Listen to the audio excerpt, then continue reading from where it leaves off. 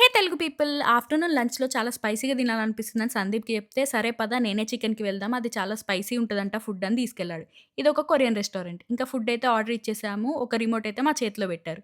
ఈ రిమోట్ ఏంటా అనంటే మన ఫుడ్ రెడీ అయిన తర్వాత ఒక బజర్ అయితే వస్తదంట.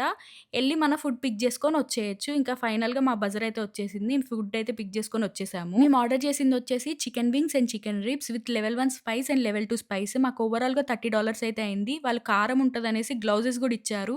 నేను ఫస్ట్ లెవెల్ 2 స్పైస్ అయితే టేస్ట్ చేశాను. నాకైతే కారం పక్కన పెడితే కొంచెం తియ్యగా తగిలింది.